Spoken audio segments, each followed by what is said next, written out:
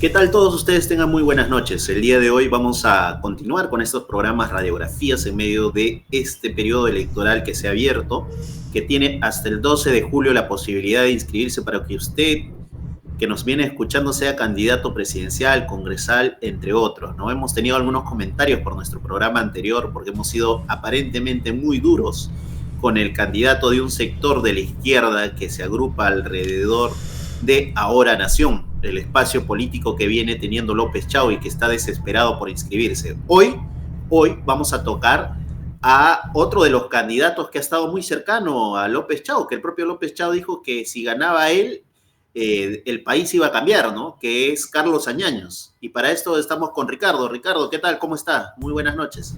¿Qué tal, Víctor? ¿Cómo están? ¿Qué tal, amigos? J? Muy buenas noches para todos quienes nos siguen. Efectivamente, estamos ya acercándonos a un periodo en la cual se viene cerrando el periodo, la etapa de inscripción para todos los partidos y aquellos que desean ser candidatos que se afilien, ¿no? Entonces, muchos están contra el tiempo, ¿no? Entre ellos es el actual rector de la UNI, López Chau. También quien está contra el tiempo es el partido de Verónica Mendoza, ¿no? Está contra el tiempo. Y muchos también, ¿no? Recientemente hablamos de Añaños porque también se acaba de afiliar un partido. Un partido de... ayúdame, por favor.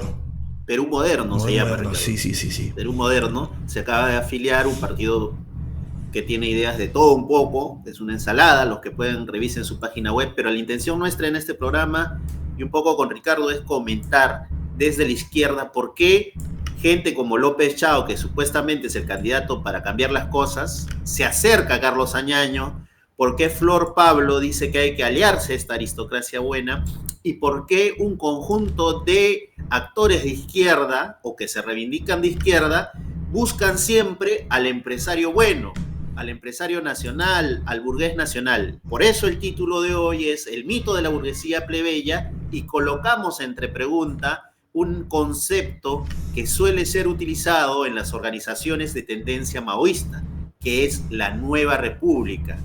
¿No, Ricardo? Por eso estamos en este programa se va a dedicar un poco a esto. Discúlpame un poco de agua porque está haciendo mucho frío, ¿no? Y estoy un poco mal, como diría un amigo de las agallas. Sí, vamos a hablar de Añaños porque Añaños ha salido a la palestra nuevamente, pero no por cuenta de él, sino porque otros le han hecho propaganda, entre ellos el López Chau, quien, como manifestamos hace un par de programas, es una figura visible que ha tomado notoriedad. Y él dice, por ejemplo, entre otras cosas, que necesitamos que una burguesía patriota, bajo su lógica, ¿no? O sea, ellos consideran que una burguesía patriota, plebeya, nacional, lidere estos procesos. Y es por eso pues que ha saltado nuevamente, ha sido entrevistado Añaños. Pero creo que es bueno discutir un poco, ¿no? Porque sí, muchos sectores de la izquierda como que tienen esa concepción. Y gran porcentaje de la izquierda y el progresismo, no solamente en Perú, sino a nivel continental, me parece.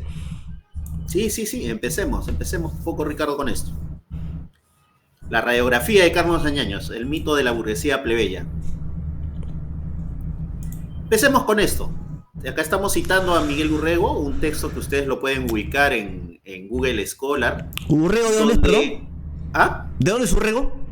De México, Correcto, ya bien. Un profesor de sociología que ha escrito, creo, un poco sobre la historia del maoísmo en Latinoamérica. ¿Por qué hablamos de maoísmo? Porque el maoísmo es una de las tendencias políticas de mucha influencia en la academia peruana. Muchos referentes de estos sectores de izquierda vienen de esas tendencias. Dentro de ellos, por ejemplo, Nicolás Lynch, que hace poco en una entrevista de Claxo decía que en el Perú no existía clase obrera y que lo que existe es pueblo. Pero esa concepción que tiene Nicolás Lynch parte de estos presupuestos maoístas. Y además hemos colocado un poco su espacio político, en la cual se reúne con Álvaro Campana y otros sectores que hacen parte de Nuevo Perú para proponer una asamblea constituyente bajo las lógicas de la Constitución del 93. Urrego dice que hay 6 elementos del maoísmo. Y en esto coloca algunos elementos, que es como, por ejemplo, el primero, el mundo rural.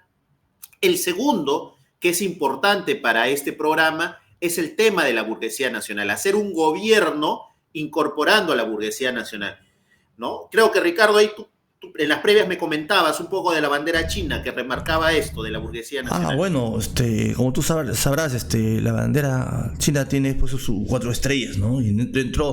Y según quienes forjaron la bandera, quienes la diseñaron, entre ellos Mao y quienes lideraron la revolución en el 49, ellos consideraban pues de que las 4 estrellas significan los 4 sujetos sociales para ellos, artífice de la nueva sociedad socialista o comunista: la clase obrera, una estrella; el campesinado, otra estrella; la intelectualidad y esa burguesía patriota, plebeya, ¿no? Esta burguesía, o sea, son los 4 pilares que son los sujetos sociales del maoísmo, ¿no? O sea, por eso ellos conciben, y muchos seguidores de esta tesis han tratado de reproducir, tal vez mecánicamente, una experiencia muy particular, ¿no? Muy particular y sui generis, y la han repetido. Y sin embargo, pues en otros lugares como en Perú, esto ha producido y produce que la salida en Perú, por ejemplo, en su lógica del sector de reformistas y de estas corrientes, es que acá en Perú vivimos todavía una sociedad semifeudal, semicolonial, lo que decía hasta hace poco el senderismo, ¿eh? Somos una sociedad semifeudal y semicolonial, y por lo tanto tiene que haber una revolución democrática burguesa. Lo decía el senderismo hace poco. Sí, otro de los escenarios es el tema del escenario campesino, que como hemos visto, la política de Sendero es una muestra, la política de muchos sectores del maoísmo, luego de la toma de tierras que encabezó Hugo Blanco, se encabezaron en las zonas del norte del país, como Cerro de Pascua y entre otras. Ellos se incorporan a este trabajo político, muchos de sus militantes se trasladan a las zonas campesinas. El otro elemento es la crítica feroz supuestamente al revisionismo que se expresaba en la Unión Soviética. El quinto elemento, la nueva democracia, por eso generalmente entre sus frases ustedes van a encontrar el eslogan de la nueva república, la nueva hegemonía, la nueva democracia, que es un referente a las concepciones maoístas que se tienen, ¿no? Entonces, y otro elemento finalmente es que toda la militancia tiene que darse hacia el servicio al pueblo. Y acá es importante remarcar la palabra pueblo, Ricardo, porque pueblo es un concepto mucho más amplio que solamente las clases explotadas. Cuando Mao habla de pueblo, hace referencia a la Revolución Francesa, y es en la Revolución Francesa donde el tercer estado, que era compuesto por el pueblo, se encontraba la burguesía nacional, el proletariado, se encontraba ese sector que para ellos estaba pauperizado, estaba precarizado y estaba empobrecido, que es un concepto totalmente, que abre un concepto o incorpora un concepto a las teorías marxistas para poder incorporar y hacer mayoría dentro de la Revolución China. Ahora, hasta aquí tenemos esto, o sea, ¿por qué hablamos de maoísmo? Porque evidentemente los presupuestos, la forma de la perspectiva que tiene López Chao, que tiene Flor Pablo, está anclada en estos elementos filosóficos. Tal vez ellos no lo entienden, no lo comprenden, pero son estos los presupuestos que van a devenir en las decisiones políticas que de ahora en adelante vamos a ver. Por eso no es nada raro que cuando asumió Ollanta, muchos de estos sectores que estaban dentro del gobierno de Ollanta empezaban a asistir a las reuniones de estos sectores empresariales, ¿no? Muchos de ellos participaban pues en las reuniones de Añaños, buscaban a Graña y Montero, buscaban, no sé, a alguno u otro empresario. O la forma como algunas organizaciones manejan las previsiones sociales de sus gremios, ¿no? Y acá hay un elemento, Ricardo, que creo que todos los que venimos de la década del 2000, tal vez los que son jóvenes no conocían. Cuando cae el muro de Berlín, cuando cae la Unión Soviética, para muchos había terminado y era claro, para ellos había desaparecido los conceptos marxistas. Entonces había que reconstruir las categorías.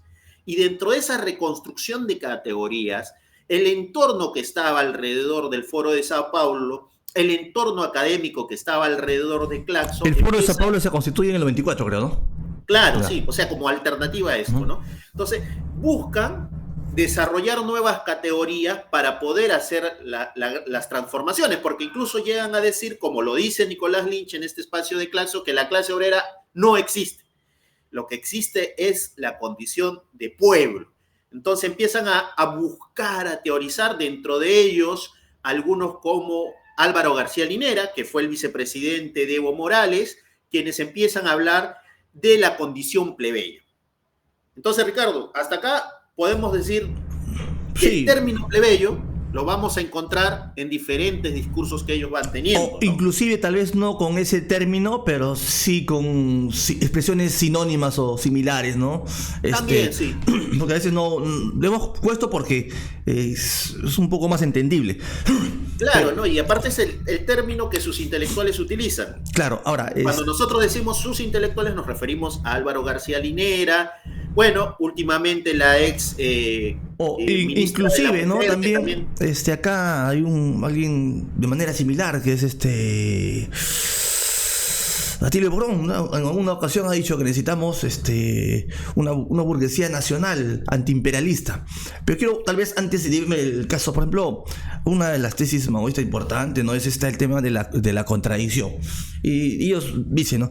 Acá, repito, trasladan un caso sui generis y mecánicamente cuando estaba siendo invadida pues China, ellos decían, bueno, acá hay una amenaza que es que estamos siendo invadidos y tenemos que unirnos todos contra el enemigo. Entonces dicen pues que la contradicción principal era contra el imperialismo. Ahora, eso no es que sea cierto, sino era un hecho real. Pero la condición principal bajo el capitalismo es el capitalismo que explota a la clase trabajadora. Ahora, ¿qué sucedía en un momento de invasión? Obviamente, ¿qué pasa si Perú es invadido por cualquier país extranjero, obviamente? Se va a producir una crisis económica. Va a haber inflación, crisis. Mucha gente va a querer salidas. Y ante un proceso de crisis, la gente busca salidas. O por la derecha o por la izquierda, y se radicaliza. Y eso fue lo que pasó en China y en otros países. Ante un proceso de crisis, la salida fue por la izquierda. Una crisis en Rusia en julio, agosto, septiembre, octubre, produjo pues la revolución de octubre que todos conocemos. Es así, o sea, son procesos que están íntimamente relacionados que van de la mano de la lucha de clases, no son aislados. Y eso, discúlpame, Víctor, que hayamos retomado, sí. Y hay que marcar un poco, y creo que vamos a hacer otro programa para explicar este texto de Mao sobre la contradicción, que es un texto muy de panfleto, lo que decía Lenin, de divulgación, para poder llamar a las masas a movilizarse. Y en ese marco de lo que tú venías diciendo, si la contradicción principal es la lucha contra el imperialismo, porque ellos parten que hay contradicción principal y hay contradicciones secundarias, y a partir de eso no hay un grado de movimiento, sino que hay que dar la batalla dentro de esa contradicción principal. Víctor, perdón. Ahora, entonces, según esa lógica de contradicción principal, hoy en Perú, ellos caracterizan, y el progresismo, muchos sectores de izquierda, que vivimos una dictadura. En Perú no hay una dictadura congresal. Claro, Mao es muy claro. Frente a la democracia viene el fascismo. Correcto. O sea, esa contradicción tiende en este país a ser lo principal. Por lo tanto, al ser esa contradicción la principal, tenemos que articular amplios frentes donde se pueda proponer la nueva república. ¿Y qué es la nueva república? Que se establezca un gobierno o un gabinete en la cual estén todos los sectores, incluidos la burguesía nacional.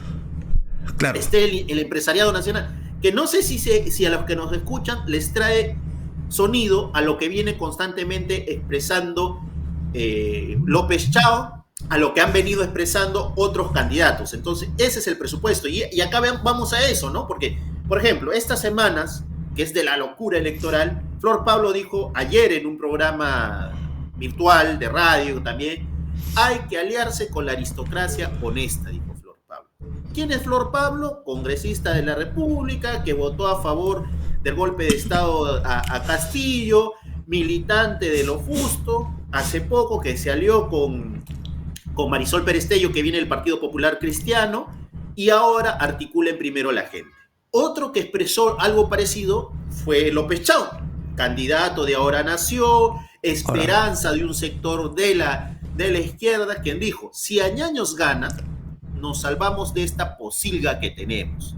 López Chao es rector de la UNI y candidato presidencial por Ahora Nación, con muy fuertes acercamientos al APRA. Incluso Ricardo, y hay que colocarlo en mesa, dijo que Roque Benavides es el buen empresario. O sea, para López Chao no sucedió Conga, para López Chao no sucedió los hechos de Cajamarca en la minería, para López Chao esos son elementos que han sido borrados de su mente, ¿no? Entonces, nace este mito de la burguesía plebeya. ¿Sí, Ricardo? Sí, Víctor, hace, no sé si un poco más de un año, creo que sí, el papá de Antauro Humala, el viejo Isaac Humala, ya, una persona mayor, pero pues que se considera el intelectual de esta corriente del etnonacionalismo, que se considera el ideólogo, él ha manifestado, está en internet, búsquenlo con quien desea, que una propuesta interesante que salve al Perú sería con Roque Benavides como representante de la burguesía nacional. Eso dijo el papá de Antauro Humala, ¿no? Y hasta que yo sepa, él todavía tiene sus 5 sentidos, el Arco Herrera y el Noguchi no han declarado que esté, pues, sin que no tenga conocimiento, ¿no? Ya, ahora eso reviene de una concepción. Y volviendo, antes de que se me vaya también la idea, ahorita muchos sectores, inclusive, te comentaba la vez pasada que vi compañeros ya que vienen de la izquierda, que han militado en su juventud en partidos importantes, que están ahorita por base 6, ¿no? Probablemente. Ellos dicen que la táctica para este periodo hoy, ¿no? Que bajo su lógica es que estamos viviendo una dictadura congresal por Dina Boluarte y los parlamentarios, ¿no? Un régimen muy brutal. Consideran de que tenemos que ganar a la clase media. Tenemos que ganar a la clase media, si no esta lucha está perdida. Es su lógica. Yo repito, eso viene de una concepción, la tesis maoísta de las 4 estrellas, porque bajo la bandera, repito, de China, cada estrella representa, pues, el sujeto social de la nueva sociedad comunista, el proletariado, el campesinado, la intelectualidad y esta clase, la burguesía nacional o patriota o plebeya. Es una concepción que muchos lo tienen bien arraigado y es... y además se dice, eso es la dialéctica. Correcto. No, pero eso es dialéctica. Por eso vamos a tratar en un siguiente programa tocar este tema sobre la contradicción, la dialéctica, qué es esto de contradicción principal, contradicción secundaria, qué expresaba Marx. Antes que avances, Ricardo, si retrocedes, ahí hemos colocado algunos hechos importantes, porque recordemos que estas ideas llegaron a ser gobierno. Álvaro García Linera llegó a ser vicepresidente de Bolivia, hoy en día una Bolivia en crisis. Ricardo. Donde, si bien es cierto, han tenido algunos, ¿cómo se dice? Ventajas, porque hoy han estado el gobierno de Evo vino de la mano con un ascenso en la exportación de los minerales, con un ascenso del capitalismo. Hoy no nos encontramos en esa etapa de ascenso, sino todo lo contrario, una etapa de descenso. Y bajo estos mismos términos, a Evo le han dado un golpe de Estado. Y Evo está afuera. Bajo estos mismos términos, sigue habiendo la explotación, la pobreza en Bolivia, ¿no? Un país fragmentado, donde hay un sector de la oligarquía boliviana que pues considera a los piel cobriza como indios, perros, la sociedad no ha cambiado. Si bien es cierto, ha habido algunas mejoras significativas, porque esto ha ido de la mano con un ascenso en la economía, porque es mundial. Acá, por ejemplo, también en época de ascenso de la economía, tal vez el trabajador tiene un poco más de sencillo para algunas libertades, para tal vez comprarse alguito más, pero en época de descenso, en época de crisis como la que vivimos ahora, no hay eso. No hay eso. Y eso es transversal en todo el mundo, no es ajeno. Acá también con García no se decía, bueno, pues que estamos saliendo de la pobreza. Porque Alan García empalmó con un ascenso en la curva del crecimiento capitalista. Como hemos dicho en programas anteriores, el capitalismo tiene curvas de ascenso y descenso. Son ciclos. Y eso es lo que ha vivido. Entonces, colocamos ahí una foto de Álvaro García Linera con los empresarios, como tú decías. O sea, buscan sus empresarios. Tú acabas de tocar García eran los 12 apóstoles. Evo estructuró su gremio también.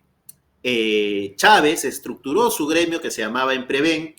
Empreven trató de ser un organismo multilateral a nivel internacional que trataba de organizar espacios de empresarios en diferentes partes, en diferentes lugares, hechos denunciados de corrupción por manejo de dólares que tuvo en Ecuador y en otros países, en Bolivia. En Argentina el empresariado, bueno, claro, ellos están de acuerdo, ¿no? Porque las actuales leyes favorecen a su plusvalía. El empresariado quiere plusvalía. Y hace poco hemos visto algunas otras experiencias en esta segunda oleada progresista, ¿no? Que dentro de ellas podemos ver en España, que también intentó Sánchez con Podemos tratar de organizar estos espacios donde esté la burguesía como gremio, como espacio de organización de una burguesía nacionalista, progresista, patriota, etc. Pero veamos en la práctica lo más cercano que nosotros tenemos. ¿Por qué es un mito eso de la burguesía plebia? ¿Por qué no puede...? ¿Por qué? Porque al final la burguesía no se asume como parte de los explotados. Correcto. Ellos se mueven bajo una lógica. Su lógica es la acumulación, la ganancia. O sea, ellos no se asumen como parte de la condición de explotados. Ellos aspiran a ser explotadores y su aspiración de ser explotadores los lleva a vincularse a las burguesías de escala mundial. Claro. Hoy en día, con más razón, y ahí refuerzo esta idea, no existe ya esa división entre burguesía nacional o burguesía internacional. Recordemos en la época del COVID, Ricardo, acá hubo un burgués nacional, un empresario nacional, que se fue a comprar un departamento a Nueva York, en plena crisis. Y los principales periódicos de Nueva York lo marcaron. Y este empresario nacional tiene obras interesantes como TechSoup, la UTEC, entre otras instituciones. Y para muchos lo consideran como esa burguesía que ha nacido del país y que puede reivindicarse en determinados momentos. Ahora, hay que entender que vivimos la sociedad es capitalista, el modo de producción es capitalista. Ojo, Ricardo, y el capitalismo, ¿cómo se mueve? Son una guerra feroz entre capitales.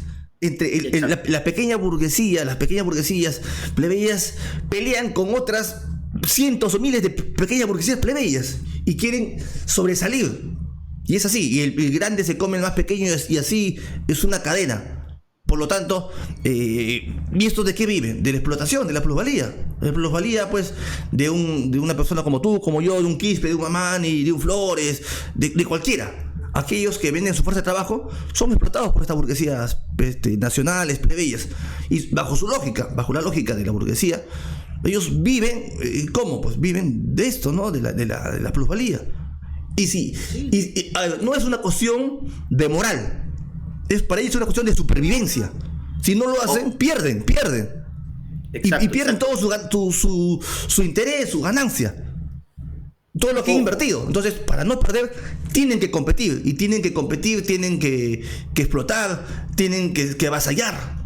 Y para eso quieren leyes. Y cuando entró el gobierno de Castillo, muchas de estas burguesías plebeyas, nacionales, provincianas, se acercaron para buscar pues un beneficio propio. No pensando en el interés del Perú, que Perú sea un país industrializado, no pensando en la educación, sino el interés muy particular. Porque lo que quieren es competir. Y quieren un Estado a su favor, que dé leyes en las cuales ellas tengan mayores facilidades, ¿no? Esa es la lógica. Por lo tanto, yo consigo de que no puede haber una burguesía que sea sujeto social. No, yo no sé bajo qué lógica. Marx nunca consideraba una burguesía como sujeto social. Lenin tampoco. Para la revolución. Claro. Acá, Ricardo, marcar un poco, ¿no? Que el término plebeyo, Linera lo estructura para dar batalla dentro del neoliberalismo. Ojo, no contra el capitalismo. Y en eso hay que ser claros. El término plebeyo es como la categoría académica, la categoría discursiva que tienen para poder cohesionar un espacio de lucha contra el neoliberalismo. Lo que sucedió en el continente durante la primera oleada progresista evidencia que eso tiene sus límites. Y se evidenció en una de las experiencias más concretas, donde el propio Álvaro García Linera participó, que fue la constituyente de la década antepasada, ¿no? Donde se reformuló todo lo de Bolivia. Eso llevó a lo que tú dijiste. Ahí hubo un golpe de Estado de Evo Morales, el actual de Arce, cómo se vienen administrando los bienes comunes, cómo se vienen administrando los recursos naturales, y eso no te salva de un escenario de crisis como lo estamos viendo actualmente en Bolivia, ¿no? Entonces, este mito, porque es un mito, que esa burguesía plebeya va a aparecer, que ese burgués plebeyo va a aparecer, y ese burgués plebeyo y ese conjunto de burgueses van a asumir que pueden sacar adelante, industrializar el país y que pueden llevar adelante todo esto, en la práctica es falso.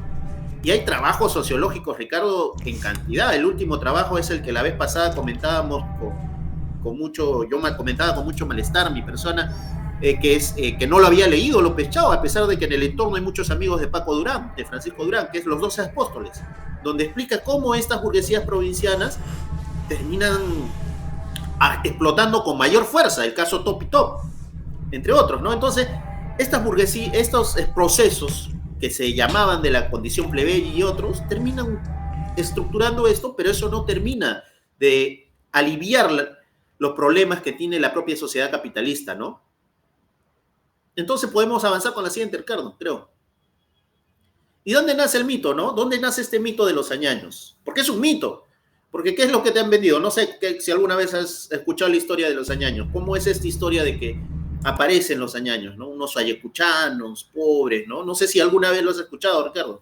Sí, recientemente también me he vuelto a revisar debido pues a que el personaje salió nuevamente a la palestra, ¿no? Por ejemplo, acá algo breve nada más. Durante la elección presidencial de 2021 salió Ñaños, ahí está un video, lo pueden ustedes revisar en YouTube, llamando a votar por Keiko Fujimori. Porque decían que Keiko Fujimori nos va a traer el desarrollo económico que Perú necesita. Es así. Ese es Añaño, ¿no? El empresario nacional que quiere pues leyes más favorables, ¿no? Eso es más o menos cómo se desenvuelve. El principal propulsor de la idea de Añaños fue Mario Vargas Llosa, ¿no? Mario Vargas Llosa, y bien lo retrata Francisco Durán, escribe un artículo para el diario El País, y ustedes lo pueden revisar en internet, donde hace ver que esta familia es una familia que viene de las condiciones más extremas de pauperización, de precarización laboral. Francisco Durán, con su investigación en Ayacucho, demuestra de que esto no fue así. Y al contrario de que vendría a ser una familia eminentemente vinculada o con ascendencia indígena o con ascendencia campesina, él muestra que es una familia que incluso es de migrantes españoles y que tiene la capacidad económica para poder desenvolver estos ciertos grados de inversión. Y acá vemos una foto, Ricardo, este es Ayacucho. Tú que también muchos venimos de migrantes de la zona de la sierra. ¿Tener un tractor es algo fácil? En la década del 80, tener un tractor era fácil, tener en la época del 70, 75, tener un tractor era sencillo. Y evidentemente la foto te marca algo, ¿no? Uy, parecen pobres y todo lo demás. Parece gente como nosotros. Tener un tractor era algo sencillo. Hasta ahora, hasta ahora, Ricardo, la gente se compra a duras penas un mototractor para poder trabajar y de segunda, que está a 2.500, 3.000 soles. Tener un tractor es casi un lujo porque está costando 15.000 y te alquilas el tractor, ¿no? Entonces, para aquellos años esta familia ya tenía tractor, imagínate. Ya tenía tractor. O sea, una especie de Oscorima sería, ¿no? Un tipo empresario, pero que su interés está con el gran capital. Oscorima, por ejemplo, bajo los relojes defiende a Boluarte, ¿no? Y Añaños, en la campaña anterior presidencial, llamó a votar por Keiko Fujimori. Sí, y vamos a ir un poco a esto. Vamos un poco a esto. Porque ¿qué necesitas para acumular capital? Porque no es que la propiedad se vuelve. Podemos hacer capital a partir de la titulación. Eso es una tesis de Hernando de Soto. Podemos crear capitalismo popular y a partir de eso les voy a dar capital. El burgués necesita, como tú bien has dicho, un grado de legislación para poder mover su inversión y para que ésta no termine siendo suprimida por el Estado. Por eso que ahí hoy la ultraderecha toma fuerza, porque es evidente que las políticas que llevaron adelante los sectores progresistas en Argentina, en Bolivia, exprimía a la burguesía y llevaba un poco de la renta a otros sectores, una política redistributiva. Pero esa política redistributiva para la burguesía le sirve por un momento, no le sirve para siempre, porque la crisis es tan fuerte que va a golpear no solamente ya los bolsillos de la clase trabajadora o de los sectores precarizados, pauperizados, sino también va a golpear sus bolsillos. Entonces necesitan recuperar su tasa de ganancia. Ahora, Víctor, así brevemente, ahora, si bien es cierto, el Estado representa, pues, defiende la clase dominante, pero en particular hay etapas dentro de un gobierno en las cuales se muestra una facción de la burguesía tiene mayor peso, ¿no? Una facción, pero al final de cuentas el Estado como institución defiende a esta clase social. Y las demás clases sociales, fracciones o facciones de clases que tal vez no han tenido mucho como que presencia, respaldan al Estado, debido pues a que el Estado, a fin de cuentas, vía las legislaciones, le facilitan la extracción de plusvalía, la ganancia, que es la que necesita, ¿no? O sea, a lo que más o menos quería concluir en esta parte, que se ha estructurado un mito, y ese mito lo han estructurado los propios neoliberales. Y sobre ese cimiento de ese mito, sectores que se dicen de izquierda, ¿sí? Sectores que se dicen que vienen de tratar de vincular a Haya de la Torre con Mariátegui, intentan propulsar o apoyar a un candidato como Carlos Añaños, ¿no? Y bajo las frases, la aristocracia buena, que si gana Añaños, esto puede no volverse una posilga, en la práctica, en los hechos reales actuales, ni siquiera haciendo futurología, esta burguesía ya está buscando alianzas con los sectores de derecha.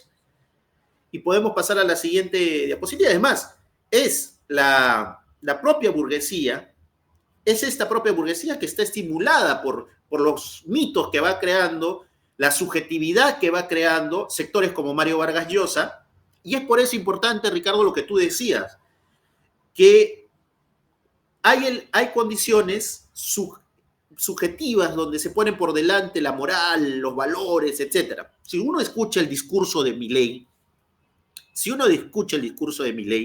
el discurso de Milei parte de elementos morales, sus concepciones económicas, que son clásicas de escucharlas en estos sectores de pensamiento neoliberal, neoclásico, en la escuela austriaca, son concepciones idealistas, morales, y por eso utilizan mucho el texto de Adam Smith, que habla sobre la moral.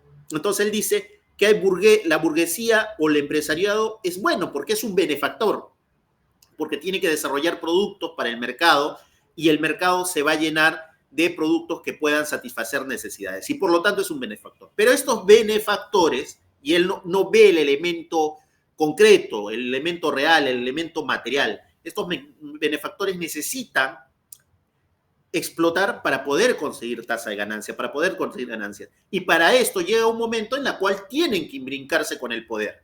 Tienen que imbrincarse con el poder. Y ahí lo vemos en estas fotos, ¿no? Carlos Añaños se acercó a Vizcarra, Carlos Añaños se acercó a Forsyth, y en estos últimos momentos, es más, Expreso le decía socio confuso.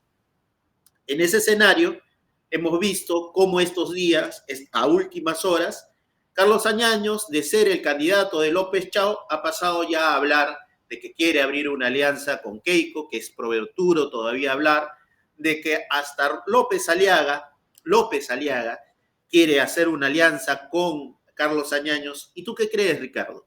Este candidato que representaba esa burguesía plebeya, ¿dónde va a terminar? ¿Terminará con López Chao o terminará con Keiko Fujimori? Bueno, ellos van a ver, al final, López Chao, Keiko Fujimori, ambos defienden el sistema como tal. López Chao cree todavía que el problema es de carácter moral, y poniendo a tal vez personajes más íntegros bajo su lógica, vamos a tener un Perú distinto de todas las sangres, un Perú integral, como muchos dicen, ¿no? Ahora, y en la lógica de ellos, él tranquilamente incorporaría a Añaños, lo ha manifestado. Y también Keiko Fujimori no tendría ningún problema. Además, vale decir pues que Añaños le hizo propaganda a Keiko. Entonces pienso que este sector de la burguesía plebeya, nacional, entre comillas patriota, va a estar con el gobierno de turno. No se va a tirar contra ellos, porque el gobierno de turno va a dar leyes en favor suyo, ¿no? Es así. Entonces, como dijimos, ¿no? Si bien es cierto, las ideas de Marx y de Engels son de que los oprimidos y explotados no tienen patria, no tenemos una nacionalidad. La burguesía tampoco, ellos no tienen una nacionalidad como tal. Ellos, su interés es el capital, la ganancia, y como tal no poco les va a importar que esté ahí un Mamani, un Quispe, un López Chao, Verónica Mendoza. Entonces esa es la lógica de estos sectores. Pero es importante tener en cuenta, porque vamos a ver en las elecciones que se avecina muchos sectores hablando de esto, ¿no? Necesitamos un frente nacional, una burguesía nacional, tenemos que solamente va a haber trabajo y vamos a salir de pobreza cuando esta burguesía nos dé puestos de trabajo. Esa es más o menos la lógica en la cual estamos viendo. Ojo, Ricardo, que no es una idea aislada. Eso lo queremos decir a la gente que nos va escuchando. No es que se le ocurrió a Anaí Durán, se le ocurrió a López Chao, se le ocurrió a Aníbal Torres. No, son ideas copiadas, que bajo esa lógica copian ideas que actualmente, por ejemplo, se vienen dando a Francia. Les invitamos a revisar la página de La Izquierda Diario, ahí hay un artículo de lo que están proponiendo en este instante en las elecciones de Francia, que, por ejemplo, han armado el nuevo Frente Popular, donde incorporan a sectores del Partido Socialista dentro de este Frente Popular. Los invitamos a que puedan ver cómo actuó el kirchnerismo de la misma forma. Ellos parten de algo. Ellos dicen, si existe esta ultraderecha, porque ya no le dicen ultraderecha, le dicen fascismo. Entonces, ese fascismo está atacando la democracia. Entonces, nosotros, en esa contradicción principal, tenemos que luchar a favor de la democracia. En la práctica, en la realidad y en la historia hay que revisar esa concepción, ese presupuesto teórico, político, lleva a abrir otros fracasos en la historia y principalmente de las organizaciones políticas, sociales, que se movilizan en determinados momentos de la historia. Entre ellos, ¿cuáles? ¿Por qué? Porque si democracia y fascismo es la tesis principal, ese fue el discurso que llevaron adelante en Argentina. ¿Y quién terminó ganando, Ricardo? Milei.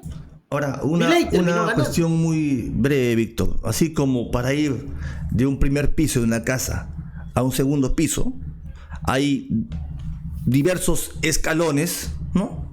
Para ir de la democracia burguesa que conocemos, ¿no?, a este fascismo que es guerra civil contra la clase trabajadora, hay diversos estadios intermedios. Hay distintos estados, o transformaciones o características. No, uno no va del primer piso al segundo piso por un sol, estirando el pie. Hay diversos estadios. Lo mismo sucede en los estados. Uno no va de un estado o de un régimen democrático burgués a un régimen fascista así por así. No porque está Dina ya se volvió un régimen fascista, ¿no? Entonces, pero sin embargo, pues también refleja una falta de nivel teórico, ¿no? O sea, es un hecho, ¿no? Entonces, una falta de nivel teórico los lleva pues a que alguien manifieste barbaridades de esas cuestiones, ¿no? De que pasamos del fascismo de la democracia burguesa al fascismo como del día a la noche, ¿no? Y eso es así, no es así. Entonces, bajo estas caracterizaciones erradas, obviamente surgen políticas erradas, como la de necesitamos un frente nacional patriota para recuperar la democracia. ¿Qué es lo que está diciendo López Chao? ¿Qué es lo que dijeron hace poco en su comunicado que se llama Pacto Democrático? O sea, es eso, están hablando de la unidad, han retirado dentro de su programa la Asamblea Constituyente para esta unidad. Y un hecho hincapié, ¿no? Todos estos grupos, la izquierda en general, la izquierda no habla ya de clases sociales. Se ha retirado del léxico como una palabra prohibida clase social. Se ha retirado del léxico imperialismo. Nadie habla de imperialismo. ¿Cómo que acaso no existe imperialismo? Nadie habla de clases sociales. El enemigo es el burgués, sino el enemigo es los corruptos, ¿no? Son los enemigos. Y los buenos son el pueblo que tiene que combatir, ¿no? O sea, entonces, creo que bajo estas concepciones, bajo estos pilares que se están armando, obviamente todo lo que puede surgir es un devenir pues de políticas en favor de que el sistema continúe, ¿no? El sistema explotador.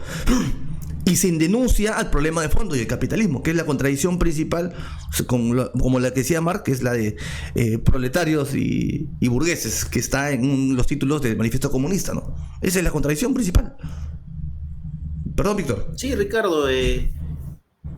Bueno, vamos, ha sido un justo comentario. Sí. Como algunas palabras finales. Y repetimos, ¿por qué no puede haber una burguesía nacional? Porque es un mito. Lo estamos viendo en la práctica. Carlos Añaños está virando abiertamente hacia ya sectores de derecha. Es lo mismo que Ruperti, Antonini en Venezuela. Es lo mismo que hemos visto con los empresarios de Evo Morales, que terminan apostando hacia medidas que los beneficien y hoy en día Bolivia está en crisis. Es lo mismo que estamos viendo con Gabriel Boric. Es lo mismo que estamos viendo con los Kirchner. Es lo mismo que vimos con Lula en su determinado momento, porque esa burguesía plebeya que supuestamente lo sostenía terminó virando hacia Bolsonaro. Entonces, en ese escenario... O sea, esa burguesía no se hace ningún lío. No se hace lío problema. Si entra Dina, si entra Castillo, no se hace lío. Esa burguesía igual no se hace lío. Si entra como Milei, tampoco esta izquierda se hace lío, Ricardo. Claro, esta izquierda no se hace lío de ir a besar al besamanos con Dina, ¿te acuerdas? Luego del golpe se fueron rápidamente a apostar a la puerta de Palacio a decirle: estoy acá a sus órdenes para llevar adelante esta transición. Porque usted es la primera mujer presidenta en la historia de la República. Claro, es más, eso lo habían escrito, lo habían dicho, o sea, no se hacen líos. Es una cuestión no personal, es una cuestión política y de sobrevivencia como clase o como costra burocrática en el caso de los partidos políticos. Su caracterización, repito, ¿no? Bajo esa tesis de que hablamos de los 4 sujetos sociales en China, que es el proletariado, el campesinado, la intelectualidad, y otra es la burguesía nacional. Todos somos aliados de una nueva sociedad capitalista. Perdón, socialista. Todos somos aliados. Y vamos a ser los nuevos forjadores de esta el nuevo hombre, nueva sociedad. Eso, Víctor, no sé, algún comentario más para ir cerrando tal vez Ricardo, yo creo que bajo esta presentación les vamos a lanzarla próximamente. Los invitamos a ver, tenemos un video sobre lo que sucedió en Bolivia, la constituyente de Bolivia, para que vean la expresión máxima de esta teorización. Porque recordemos que en Bolivia fue el escenario donde se llevó a materializar las concepciones de la condición plebeya, ¿no? Que estaban expresadas en Álvaro García Linera. Es más, Álvaro condujo ese proceso constituyente y Tenemos acá un video en nuestra página donde pueden revisarla, donde entrevistamos al Javo Ferreira y explica cómo esto tiene límites. Y también para los que nos escuchan, ¿no? Si es que ven un poco esto, se recordarán cómo muchos de estos parlamentarios que se dicen de izquierda empezaban a hablarle a los que se movilizaban de que no es el momento de movilizarse.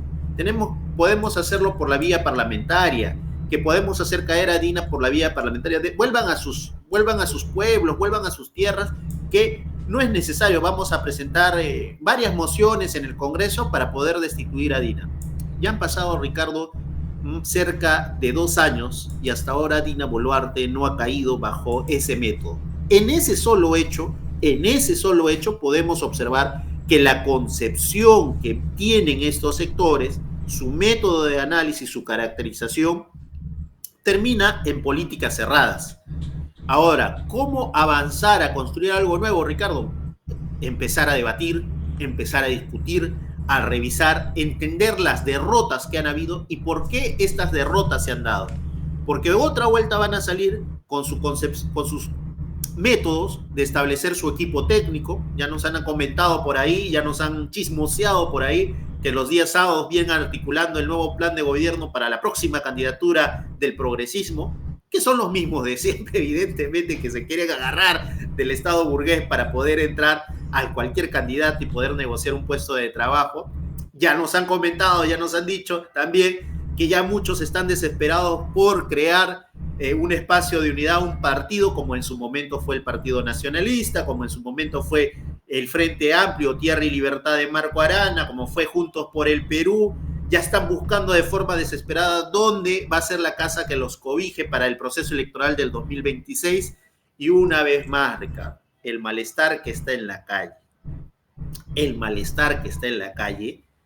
va a terminar siendo diluido en un proceso electoral, jugando con sus ganas de poder cambiar las cosas.